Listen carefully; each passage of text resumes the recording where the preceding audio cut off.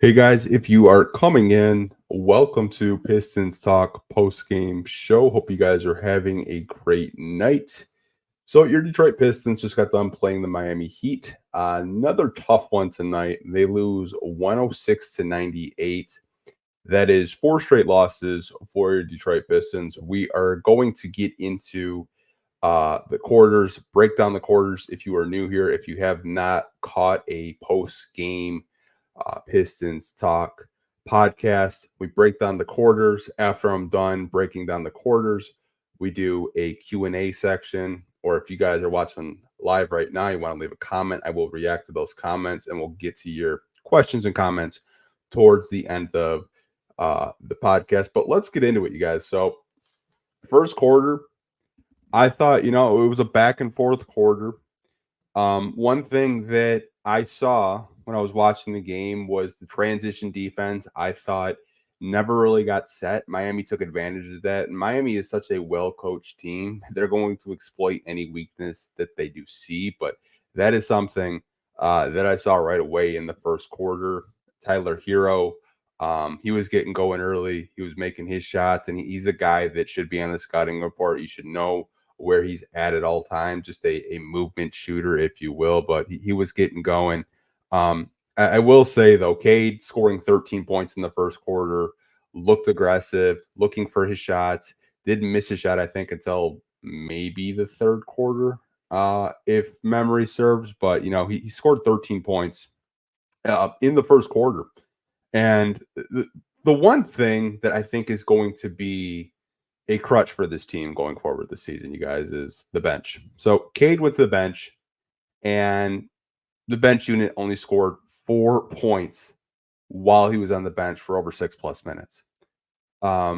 This is something that I think that they need to try to fix and address, because it seems like when Cade gets to the bench, we're just not scoring the basketball as much. Now, he is a high usage guard. We talked about that yesterday, but you need to try to hang on to a lead while Cade's taking a break. But they only scored 4 points while he was on the bench in the first quarter.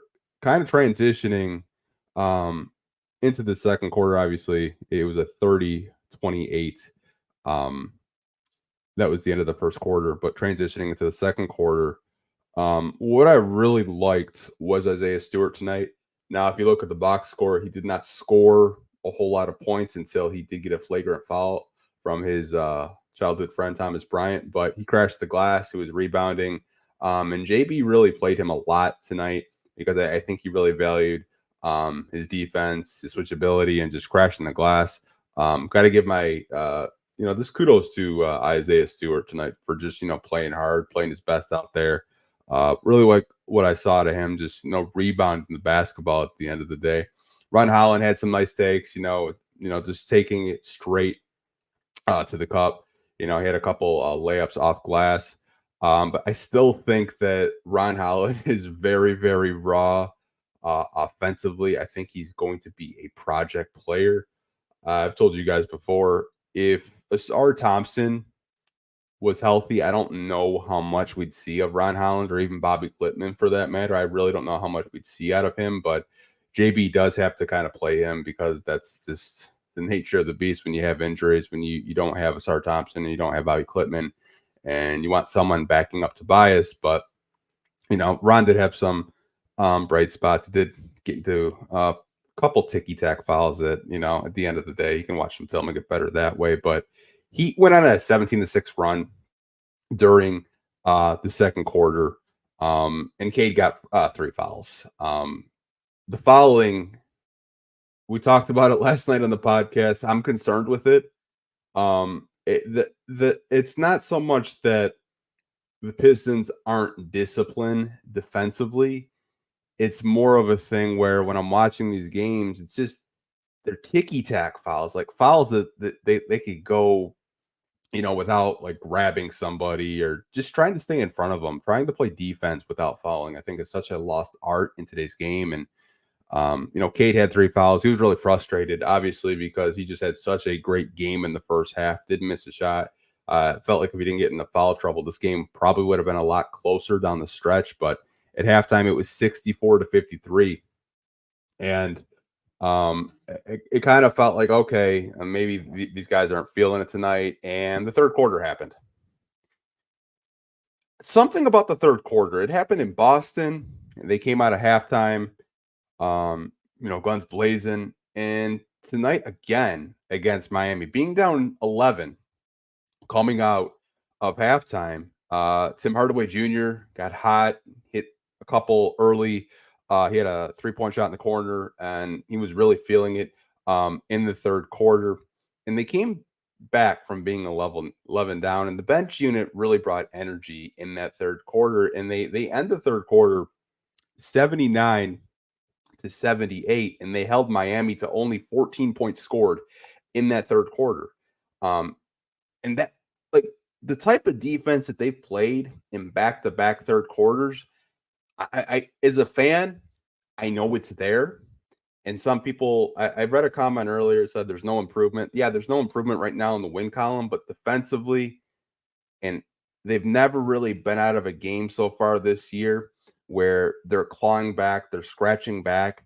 I think defensively, they're getting better each game, but I think as fans, we should want more out of them. We should want the type of third quarters that they've played back-to-back games for a full 48 minutes, because they've showed flashes that they can defend, they can score, and they can play good basketball on both ends of the court. But I thought the third quarter was great tonight. They regained the lead 79-78 going into the fourth, and I go downstairs for 2 seconds to grab a water, and I look at the score, and I hear George Blaha and Greg Kelleher said they missed shots and 2 turnovers in the fourth, and Miami's up 9. I was like, man, we talked about turnovers all last week. This is a team that I honestly think they need to be on the phones right now. They need to go find another guard. They need to find another guard to play with the second unit. They need a guard right now that can facilitate with the second unit, because turnovers with this team is such a glaring issue. It was a glaring issue last year. They just make so many turnovers. It's so hard to come back when you're just giving the other team so many opportunities to get back into this game, and you're just shooting yourself in the foot. I really think Trajan Langdon needs to kind of explore possibly bringing in another guard. I don't really know what's going on with Marcus Sasser. I think he's played 3 minutes all season. He played against the Pacers in the home opener. We really haven't seen him since. Obviously, they don't want to experiment with him at point guard, which is a good decision, but he's not playing. You kind of have Caden Ivey to staggering minutes. You had Ivey out there. Manning the second unit is the point guard, but you got him standing in the corner, and you have Isaiah Stewart running dribble handoff actions, in the second half. And it's like, give Ivy the ball. Like, to me, like, I don't want to see Ivy stand in the corner. I like Isaiah Stewart, but I don't think his hands are good enough to run a dribble handoff offense right now. I just don't. It's such a hard offense to learn, and that's where a lot of the turnovers came tonight, were just, bad passes again. But we couldn't hit a shot in the fourth quarter. I think we shot like 20% in the fourth, and the Heat win 106-98. That was basically the game. Like, you competed in the first quarter. The game kind of slipped away from you in the second quarter. The Heat went on a run. You come back, being down 11, and then you open the fourth quarter with a bunch of turnovers, and you couldn't hit shots. So that was basically tonight's game, you guys. But I do want to get to some comments and questions, because I do see you guys leaving some comments and questions right now about this game. Again, your Detroit Pistons play the Miami Heat tonight. They lost 106-98. But before we do kind of get into your comments and questions, you guys, we have to hear from our sponsors over at the DraftKings Sportsbook. Hey, you guys, I have to tell you about today's sponsor, the DraftKings Sportsbook app. The NBA is finally back. A new season means new ways to get into the action at DraftKings Sportsbook, an official sports betting partner of the NBA. Who's draining threes from beyond the arc? Who's crashing the boards and grabbing rebounds? Get behind your favorite player and the prop bets you can make on DraftKings, the home of the NBA player prop. First time, new DraftKings customers bet $5 and you get $200 in bonus bets instantly. Every point counts with DraftKings Sportsbook. Download the DraftKings Sportsbook app and use code Pistons Talk. That's code Pistons Talk for new customers to get $200 in bonus bets when you bet just $5. Only on DraftKings. The crown is yours. Gambling problem? Call 1-800-GAMBLER in New York. Call 1-877-8-HOPNY or text HOPNY 467-369. In Connecticut, help is available for problem gambling. Call 1-888-78-977 or visit ccp.org. Please play responsibly. On behalf of the Boot Hill Casino Resort, Kansas, 21 plus age and eligibility varies by jurisdiction. Void in New Hampshire, Oregon, Ontario. Bonus bets expire 168 hours after issuance. For additional terms and responsible gambling resources, see dkng.com/bball. And we are back, you guys. So this is the part of the podcast. If you guys are new here, we just kind of recapped your Detroit Pistons losing to the Miami Heat tonight. So this is the part of the podcast where if you guys have a comment, you have a question about the game, we're going to put some of your comments and questions on the screen, and I will react to them, talk to you guys about the game. So if you are new here, this is something that we're going to be doing all season long. And again, if you are watching, if you could be so kind and hit the like button, it does help the YouTube algorithm push this out to more Pistons fans, just like you watching right now. So let me kind of scroll through these comments right now, and I see a lot of people commenting. We do have let's see, some of these comments I can't put on the screen. I'm sure you guys understand. We got a comment from Beaver. Man, what happened? This is just getting ridiculous. Couldn't hit a shot. Turnovers, fouling. I mean, we've been here before, Beaver, right? That's kind of been the past 4 games. Like, that's the main reason why we're losing is all 3 of those reasons. This is a young team, but I think the excuses of this being a young team are getting old. Personally, just talking to you guys, like I get it. I'd be frustrated too. I was frustrated watching the game. Again, you have an available roster spot open. You have cap space available.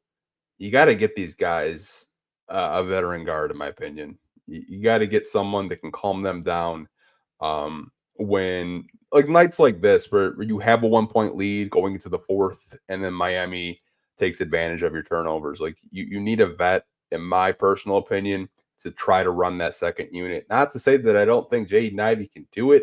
I'd just much rather, Caden Ivey, be on the bench and get the rest. And if the game is close, you can kind of put them in the game down the stretch to close out the game. But this is me personally. I think, Trajan should try to get in the phone and see if he can make a move to, try to get more vets on this team. I have a comment from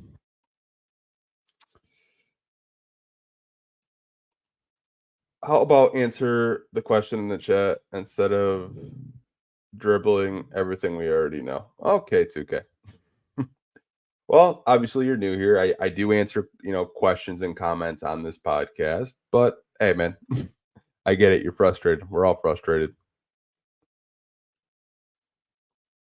I have a comment from Red Baron. This game felt like tired legs by our guards, especially as the game progressed. Fatigue is causing some of these turnovers and sloppiness. Yeah, you could tell in the 4th quarter, a lot of Cade's shots were flat at the rim. Usually those mid-range shots that he makes in the first half just weren't going in. And that I think is a very good assessment by you. They have to regroup. The schedule doesn't get any easier. You got the Knicks, you have on Friday, you have the 76ers on Wednesday, and it looks like Paul George is going to make his 76ers debut against the Pistons. And I think I read somewhere Joel Embiid is possible as well. I don't know if that to be a factor or not, but it looks like the Sixers are getting healthy, and that's who the Pistons play next on Wednesday. So, the schedule isn't going to get any easier for the Pistons. You have a comment that says they lost every game they were supposed to lose so far. When they start losing against other shitty teams, then I'll be upset. Okay, like if you kind of just look at it, the Pistons have had the toughest schedule in the NBA. I think the Lakers have had the second toughest schedule in the NBA. You look at their first four games, all these teams are going to be playoff teams going forward. But I think at the end of the day, when you look at the Pistons right now, they're competing, they're playing hard. It's just turnovers and bad passes. It's correctable. I don't think this is a team that is going to go on a 28 game losing streak this season. I just don't see it. But I think the turnovers are starting to become concerning because when you do have a lead, you're giving the other team opportunities to come back. And when you're not hitting shots, you really have to play good defense. And I think for the most part, there have been spurts of good defense, but there are multiple possessions tonight where the defense was really, really bad.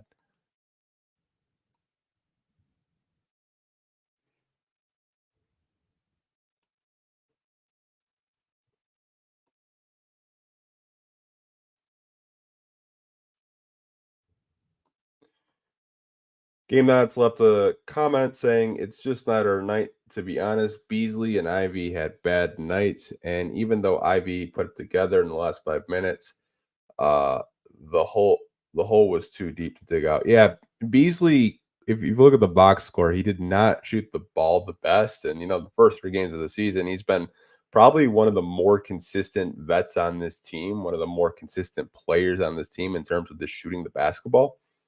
But yeah, I mean, if Beasley maybe had an average game or Tobias Harris actually averaged what he averaged throughout his career, maybe the Pistons have uh, at least a win this season. To buy, like, I want to get into the Tobias Harris stuff because that's the biggest elephant in the room. And I saw comments about it earlier. Like, Tobias Harris has had like 4 goose eggs, respectfully, trying to be respectful as I can right now, but like he's just has not brought it offensively. And it seems like he's hunting shots at times, trying to, get it going and the ball sticking because he's trying to just force shots. But I hope he can get it together, man, because like that I know that's a guy right now. A lot of you in the community, they're like, we paid this guy to come here. We're paying him, good money to come to Detroit. We expect him to be a vet that can lead and also help us win games. But the first 4 games of the season, man, like his shot has just not looked good. It's not going like the shots he's taking, they're not even bad shots. They're just not going in. Like I hope he can get it together because if he can, it's going to be a long season. It really is. It really is.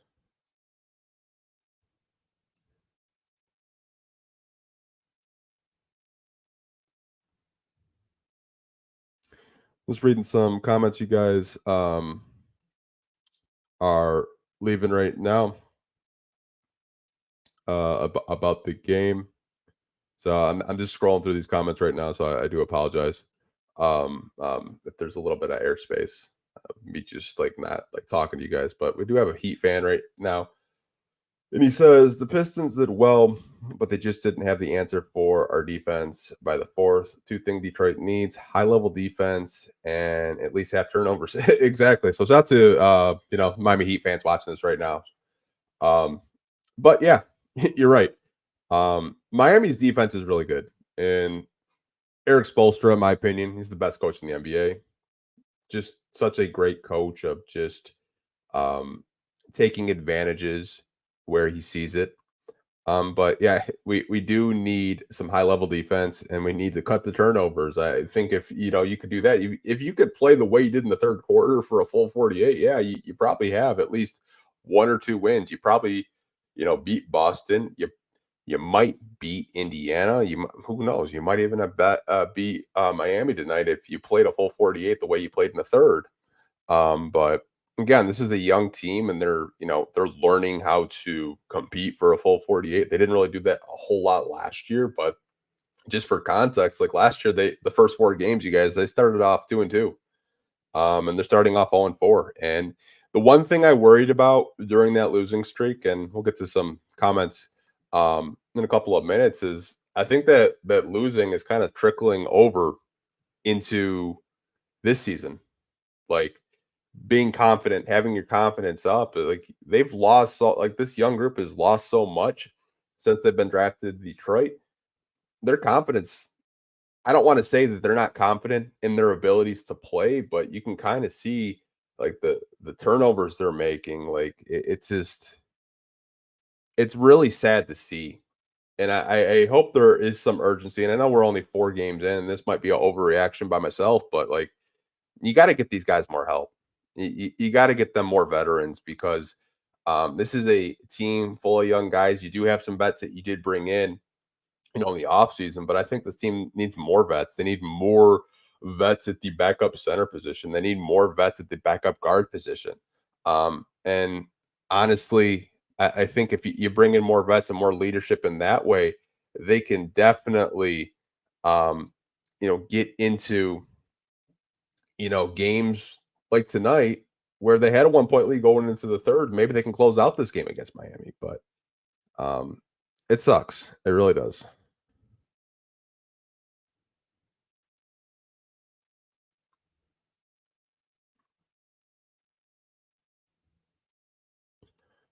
Just reading some comments right now. We should trade Tobias for Blake again, man. You guys are wild. You guys are wild.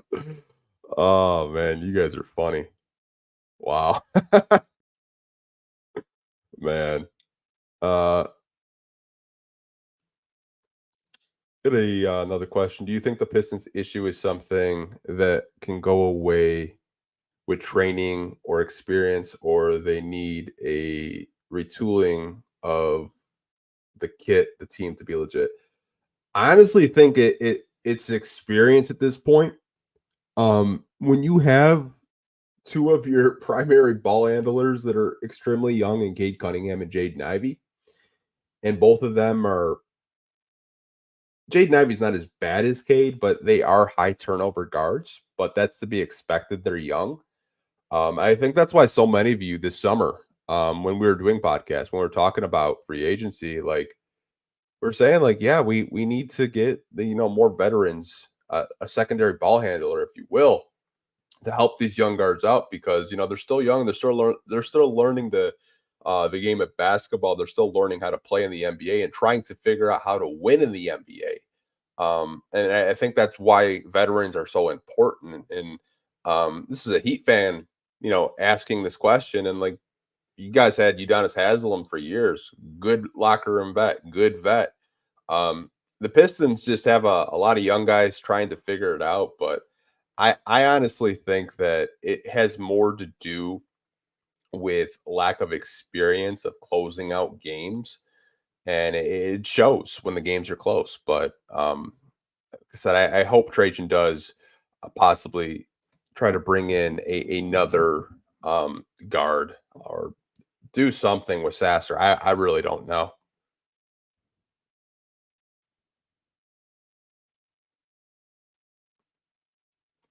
Got a question from Ryan Boseman. Is Brandon Ingram still the free agent focus? We know Randall was on the table, so it shows the Pistons do want to swing when the time is right. Uh Brandon Ingram, great player, Ryan, and I love the question. I don't know what the Pelicans would ask for personally. They probably would want, you know, a center. Maybe they want Duran. Maybe they want Stewart. They've had interest in Stewart, and you're probably giving them another one of your young players and possibly, some draft picks. Obviously not first because we can't trade them until draft night, but maybe some seconds. I don't even know if the Pelicans would do that. Um, for Brandon Ingram, one place I could see him going personally, Ryan, is Cleveland. I think Cleveland has the players that New Orleans would possibly want because New Orleans needs center help desperately. I think they have Herb Jones playing center and Zion playing center at times. Like they need a legitimate center. Um, I think the Pistons, like if you really wanted to trade for Brandon Ingram, you could probably get him. You're probably trading half of your young, talent that you've acquired in the draft over the last 4 years just to get him. But like, would Pistons fans be happy with maybe a 25, 30 win team, and you have to give up guys like possibly a Stewart, a Duran, or an Ivy just to get him? I don't know. But I'd keep an eye on Ingram. I don't really know what the Pelicans would want, but you also have to understand Trajan was with him his whole time in New Orleans. And I feel like if Trajan really wanted Brandon Ingram, he possibly would have traded for him this summer, and that didn't happen. But he's definitely going to be one of those players that's on kind of like a star watch in terms of like he's probably the next star to be on the move in terms of just going to a new team. But the Pelicans seems like they're all in this year. Kind of sucks what happened to DeJounte Murray, first week of the season, fractured his hand, but wouldn't really be surprised if you do see a BI trade. I just don't know if it's going to be to the Detroit Pistons.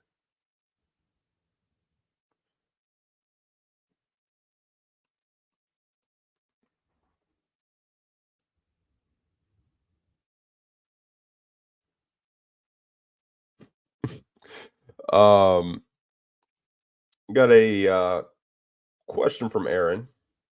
So or I should say a comment. The fourth quarter plan is to put Duran in and let him get destroyed in dribble handoffs and high ball screens for 5 to 6 minutes straight. Yeah, that's the one thing. Like we've kind of talked about it on the podcast, Aaron. I won't go too much in depth with it, but we've talked about dribble handoffs and how difficult they are to learn, and not only like learn but execute. I think Duran out of the three bigs is probably the best at it, but that's not really saying a whole lot just because there are times where um, the other team is playing such suffocating defense that he's forced to put the ball on the floor because nobody's open. Um, I honestly think we just don't really have the personnel to do DHOs. Um, and it's not to say that the players on this team are bad. It's just I honestly think the only two bigs, in my opinion, you guys could disagree with me. I think Nikola Jokic and Domantas Sabonis and Alper and Sengun, three guys I should say, are the three that are elite at it, and they're good passers. They got good vision. They can see plays before they even happen. I think Dern is still learning on the fly, and that's such a hard uh, skill to acquire. Is just kind of manning the dribble handoff offense. Like we saw Stu try to do it tonight with the second unit, while Ivy and Ron Holland were out there, and like I said, like the Heat were just playing such suffocating defense with these guys. Like the DHO offense was just not working whatsoever.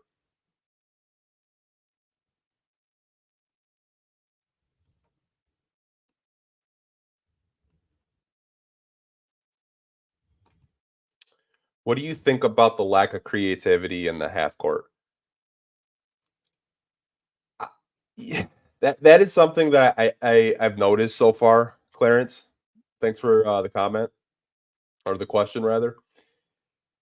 I honestly think that they're still learning the playbook because if you go back and watch Cleveland while JB was there, while he was the coach, they were pretty creative in the half court with Donovan Mitchell and Darius Garland. Now, obviously, Cade Cunningham and Jaden Ivey um, aren't the same players and they play different styles of play, but I think the half court creativity so far has been pretty predictable. And I think that's why we've had so many turnovers in the half court. It's just because the type of actions we're running, I think, are very predictable to defend. I know we're trying to do a lot of high ball screens and stuff like that, but like I think at the end of the day, you got to get a little bit more creative. And one thing that I've noticed that we kind of do, but it's not consistent, is playing faster and running a transition. I think what the youth that we have and the young players that we have, we should be a team that wants to run, go out there and run the transition game, just make havoc for the defense and not give them a chance to set up defensively in transition. But I kind of think the creativity so far, they're still learning JB Bickerstaff's offense, but at the same time, I do kind of agree with you that there is a lack of creativity in the half court, and I think that's where a lot of our turnovers actually happen are in the half court.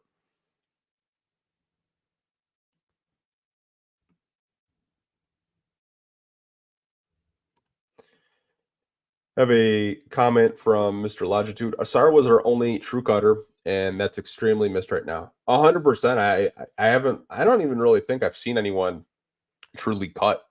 If I'm being honest, like I'm sure someone has cut it uh in one of these four games, but so far it doesn't really seem like we have someone that's moving without the ball. Like Asar is missed um for his defensive impact and his ability to make an impact without having the basketball in his hand. Obviously, we still don't know when he's going to come back. There's no timetable on his return. They are letting him ramp up his conditioning, so that is a good sign. He is getting closer to returning, but there's still no timetable of when he'll actually be back. But he's definitely a guy that I honestly think if he was healthy, you probably wouldn't see too much around Allen personally.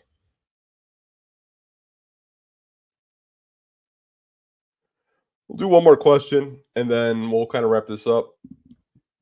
So this is a question saying, do you think Detroit is taking the in-season tournament as serious as high stakes playoff game would work well for their experience and abilities? So, do I think that the Pistons are taking the in-season tournament as serious as a high stakes playoff game?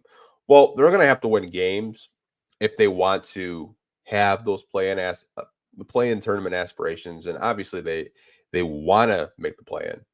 Um, yeah, I do think they would take it seriously if they were in the position to make the play-in tournament.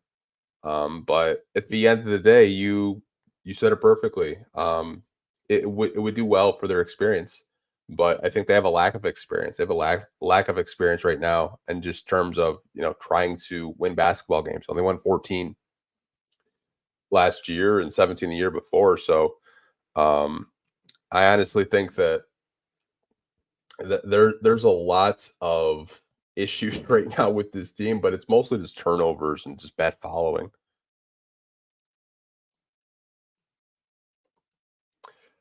I believe you're right about the personnel. If we don't make threes, we can't play fast because we don't have a lot of finishers in the half court. We have no bucket getters or people to finish around the rim. Yeah, like I know JB is trying to do the best he can with this team, but you got to kind of play to your strengths. And you have guys like Jade Ivey, you have guys like a Ron Holland um, that are nightmares in the transition game.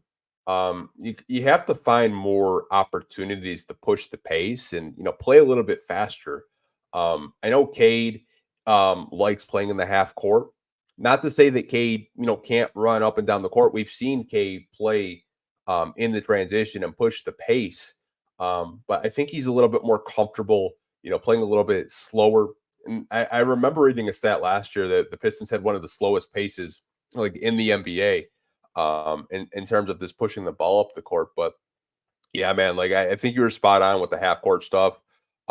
Just terms of them, not being as good in terms of finishing around the basket, not playing to these players' strengths. But it's only four games. If Tobias Harris, honestly, just averaged his career average, we may be having a completely different conversation. He's struggling right now. I hope he can get it together in Philly. I hope he gets up for Philly because Philly fans hate his guts. They still do. But it's going to be interesting this week. You got Philly Wednesday, the Knicks Friday, excuse me, and the Nets Sunday. So schedule is not going to get it any easier. But I honestly think that um, this is going to be a really interesting week for your Pistons. It really is. We'll do one more comment and then we'll wrap this up. This comes from Wheezy. Shout out to him. Kelly Olynyk and Plumlee ran DHOs better than Duran Heike. Yeah, like both of those centers that we had, Wheezy, like I remember Mason Plumlee. He was really good at setting screens, and I think that's really important when you're running DHO offenses. And then in terms of Kelly Olynyk could, stretch out a defense because he's one of the, better stretch fives in the NBA, but he could also set a really good screen. And I think right now, the one thing I'm looking at is Jalen Duren and Isaiah Stewart have gotten better at setting screens, but they're still rolling a little bit too early in terms of just trying to do these DHOs with these guards and these forwards. But again, that is such a hard offense to run if you don't have the personnel to do it. And I don't really think the Pistons have the personnel to run DHOs. I'd like to see them just, do more pick and rolls. And I know it's kind of contradicting, but I'd like to see, Cade and Dern and high pick and rolls together because I think that could create mismatches. But the DHO things, I think we just don't really have the personnel to do it at the end of the day. Okay, I said one more question before that. I do want to answer a question from Case Cracks, and then we'll wrap up this podcast. I swear I do this every time we do these Q and A's after after I'm done, just kind of like breaking down these quarters. But this comes from Case Cracked. Can we try and trade for Walker Kessler? Need an actual rim protector. Hey man, if Danny Ainge lowers his price, I'd be interested. I know I saw a report that the Lakers were interested. Um, this morning. I think Danny Ainge asked for 2 first-round picks for Walker Kessler, which I think is kind of wild. But you're right, he is a very good rim protector. But at the end of the day, I'm kind of confused why we picked up Paul Reed. He's a good player, don't get me wrong, but he's only played so far in one game, and I think it was the Cleveland game because Isaiah Stewart got in foul trouble. I don't really understand why we picked up Paul Reed if he's just going to sit on the bench. That's very head scratching to me. Um, but we're gonna have to wait and see what happens this season, you guys. Personally, but I do appreciate all of you guys um, watching tonight. Again, your Detroit Pistons fall to the Miami Heat 106-98, and they start their season 0-4. But I will talk to you guys on Wednesday when the Detroit Pistons play the Philadelphia 76ers. Hopefully we can get a win there, but hey, if not, we'll be on here, kind of do like these therapy sessions that we're doing right now with your Pistons. But I will talk to you guys on Wednesday. Hope you guys have a great rest of your night. Peace.